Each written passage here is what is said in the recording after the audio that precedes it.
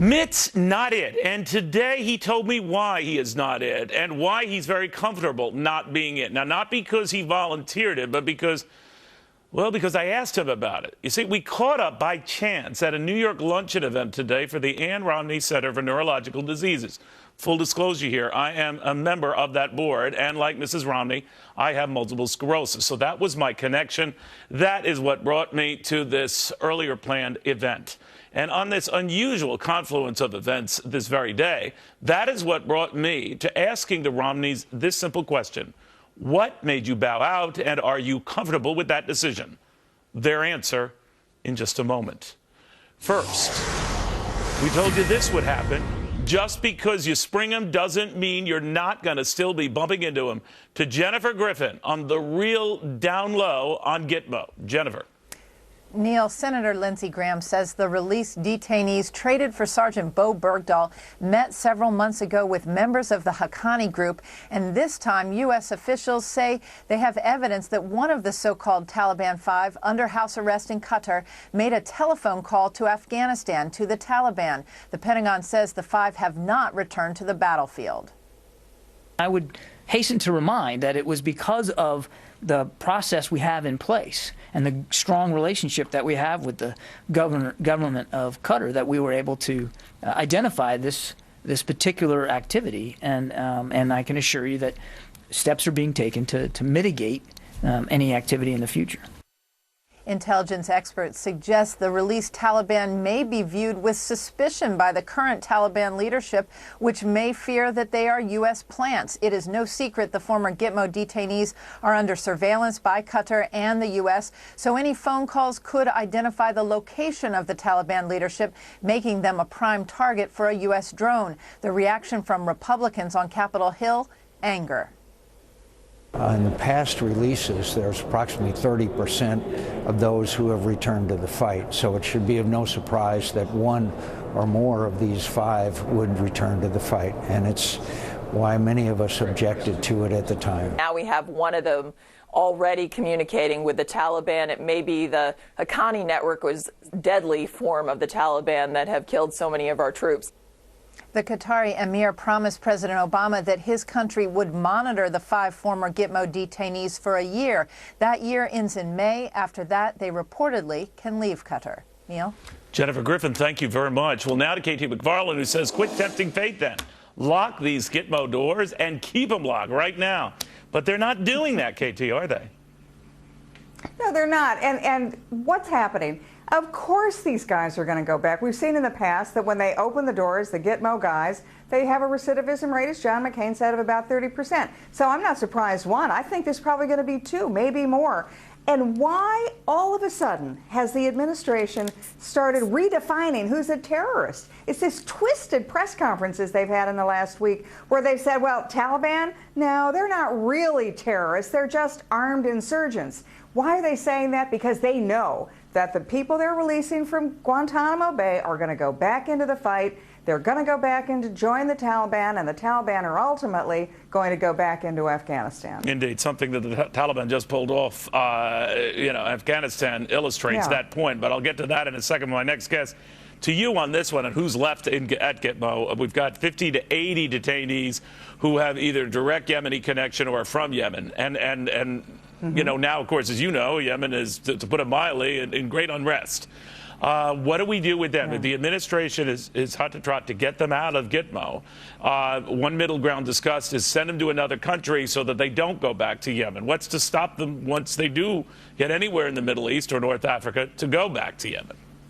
There's nothing to stop them, and that's the whole point. I mean, the reason you don't exchange prisoners, the reason you don't let prisoners loose before the end of a war is because they do go back into the fight. We know in the past that Yemen particularly, they may go in the front door of the prison, but they go right out the back door and they get back into the fight. And now that we don't even have good relations with Yemen because of the coup that they've had just in the last week, there's nothing to guarantee that they don't go back into the fight. I think this all stems from the president's eagerness to close Gitmo. How's he going to close Gitmo? He's going to open the doors.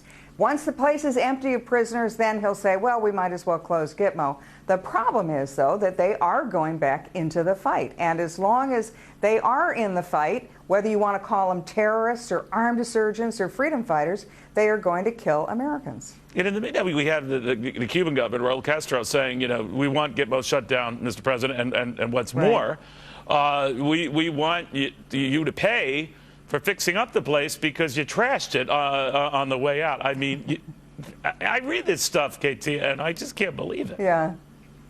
Okay, here's the thing, Neil. I think President Obama is a really lousy negotiator, and he better figure it out fast, because when his two daughters become rebellious teenagers, if he hasn't figured out how to negotiate with them, he's finished. If you look at whether it's negotiating with the Cubans, it's negotiating with Iran, it's negotiating over Guantanamo, every single time the president really has come up short, although he has very good leverage, he just doesn't seem to be able to use it. I'm missing something on this Cuban deal, but I digress. KT, it's always a pleasure. Thank you very much. Thank you. You know, the White House might not call the Taliban a terrorist group, but to KT's point, what do you call them when they take credit for an act like this, an attack at Kabul's international airport that kills 3 American contractors? The Taliban has claimed credit. There's an investigation. Right. But do you have some reason? I mean, I'm just not sure why you wouldn't just say, of course it's a terrorist attack. It's an act of terror when American citizens or individuals are killed, like contractors. Absolutely. Is there anything that has been uncovered in this investigation into what happened at the Kabul airport to suggest that it was not, in fact, a terrorist attack? I was not suggesting that, but I think we have a responsibility as the U.S. government to let processes see themselves out. Right. And that's what we're doing. All right. So the terrorists did this. It was an act of terror. It was terrorizing, but it's not a terrorist attack. You know, I'm not the sharpest tool in the shed. Fortunately, this guy is. Former CIA analyst Fred Fleitz, who says it is no longer about semantics, folks. It's about seeing these guys for what they are, satanic. All right, so what do you make of this verbal gymnastics you keep hearing? Fred, to me, it sounds like they're taking too much time and effort to just avoid saying what is very obvious. Hey, Neil, it's great to be here. Well, in my view, this administration speaks a language that only it understands. Remember, in 2009, they tried to remove the word terror from the U.S. government lexicon and replace it with the term man-caused disasters. In the State of the Union, the president said, we will provide assistance to anyone in the world who stands up to the ideology of violent extremism. Neil, violent extremism is not an ideology. It is maybe a euphemism for a set of ideologies. We've seen since this president came to office a refusal to recognize the threat from terror and a refusal to recognize the threat from radical Islam. So, to what end? I've tried to figure this out, and I know smart guys like you try to discern meaning in between words and sentences and paragraphs. But to what end? What do we get out of this reluctance to call this either a terrorist act or Muslim extremists? You know the whole idea. Are we getting a better deal out of this? Not as much violence because of this? We don't get the whole Muslim world annoyed at us? What? Well, I think that's part of the administration's belief that because it's not working, right? It's not working. Watching what they say. Now, that's right, it isn't working. I mean, they're contained about not using certain terms, like closing Guantanamo.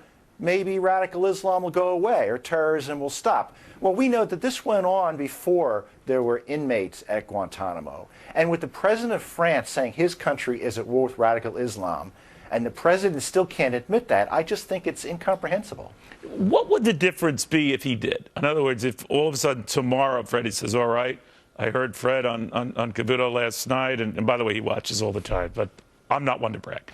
But what if he does say that? How would that change either the battle strategy, battle plan in your eyes? What? Neil, words matter. When the United States engages in these word games, it hurts our credibility. It hurts the president's credibility with our troops, with the U.S. government. It hurts our credibility on the world stage. How can we have this summit on combating violent extremism, whatever that is, in Washington? That's not the threat. We can't unite against a threat if the president won't admit what the threat is. Well put. Fred, thank you very much. Fred Fleitz, former CIA analyst. All right, here's something I'm a little bit more comfortable discussing because I know a little bit more about it, but the stocks, I can sum it up in 2 words. Rough week. I can sum it up in 2 more. Rough month. And if that January indicator is right, it could be a very rough year because in every year that has started this way on such a down note since 1950, we've seen stocks either fall flat or stage a major correction in the broader market. Way too early to tell. It's not 100% foolproof, but it's not encouraging. Meanwhile, as you've been hearing once or twice on this network, Mitt won't be it. Now, the Republican Mitt Romney won't be running.